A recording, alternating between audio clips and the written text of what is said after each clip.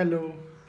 आज मैं यही बात करना चाहूँगा कि यदि आज भी प्रधानमंत्री को और बीजेपी को यदि समझ में नहीं आ रहा कि देश की जनता क्या चाहती है, तो शायद वो अंधे हो चुके हैं। इतना बड़ा स्टेट, इतना ज़्यादा एफर्ट आपने लगाया और सबको लग भी रहा था कि कहीं ना कहीं आप बहुत अच्छे से कम बैक करेंगे और बहुत अच्छी सीट लाएंगे वहाँ पे, हो सके तो सरकार भी बनाएंगे, बट आप नहीं बना पाए। इसका रीज़न आपको समझ में आ रहा है? क्या कारण रहा?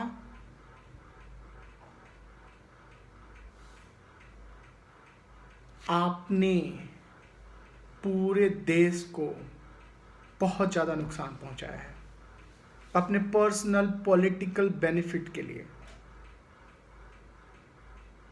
आप ये लॉकडाउन लगाते टाइम से तो ये स्थिति नहीं होता, और शायद आप इलेक्शन नहीं कराते, थोड़ा देर ठहर जाते, तो शायद आप इलेक्शन में और भी बेहतर कर सकते थे। लेकिन आपका जो स्टेप्स था, आपका जो प्रिपरेशन था कोरोना के लिए, वो सब लोगों ने देखा। विश्वास खत्म हो गया आपसे, कोई वोट नहीं देना चाहता। इतना ज़्यादा ट्रेंड तो बीजेपी और मोदी ने कभी किया ही नहीं हुआ ट्विटर पे, जो आजकल लगातार पिछले 2 वीक्स में कर रहे हैं। कभी भी आप ट्विटर उठा लो, PM resign, Modi resign, PM fail, PM ये। सो इतना ट्रेंड मैंने कभी नहीं देखा, एंटी मोदी ट्रेंड कभी भी नहीं देखा। सो मैं अभी भी कहना चाहता हूँ कि अभी भी टाइम है, अपने कंट्री को संभालिए, जो चीज़ें होनी चाहिए उसको करिए। अभी ये मत सोचिए कि लेट हो गया है। वैक्सीनेशन ड्राइव लार्ज स्केल पे कीजिए, हॉस्पिटल्स टेम्प्रोरी बनाइए, बेड्स टेम्प्रोरी बनाइए, ऑक्सीजन प्रोवाइड कीजिए। कोई ऑक्सीजन के लिए मर रहा है ना, तो ऑक्सीजन के लिए नहीं मर रहा है, इट्स मर्डर। ये मर्डर है।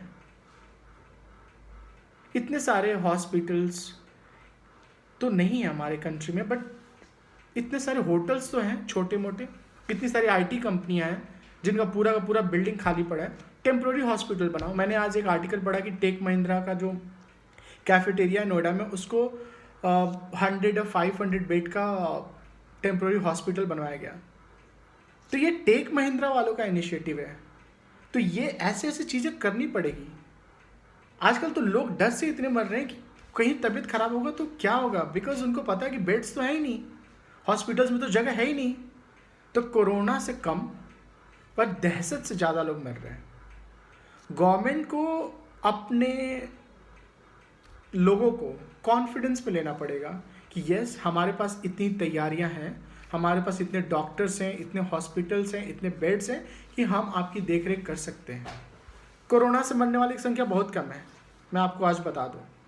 लोग इसलिए मर रहे हैं कि सिचुएशन बिगड़ी तो फिर क्या होगा, क्योंकि उनको पता है इस देश में ऑक्सीजन नहीं है, इस देश में बेड्स नहीं है, तो फिर वो मरना ही है। तो इन सब चीज़ों पे काम करना पड़ेगा। और मैं मोदी जी से और जो भी देश चला रहे हैं उनसे मेरी यही आग्रह है कि लार्ज स्केल पे 2 चीज़ें करना पड़ेगा। एक तो हॉस्पिटल्स टेम्प्रोरी बेड्स जो हैं वो आर्मी का मदद दीजिए, डीआरडीओ का मदद दीजिए, बहुत सारे बनवाइए। लोगों को ये ना लगे कि वो बाहर जाओ, उनको जगह ना मिल रही। सेकेंड चीज़, वैक्सीनेशन, उसको आप बहुत लंबे स्केल पे कीजिए। अभी न्यूज़ आता है कि यहाँ पे वैक्सीनेशन के लिए शॉर्टेज है, वहाँ पे शॉर्टेज है।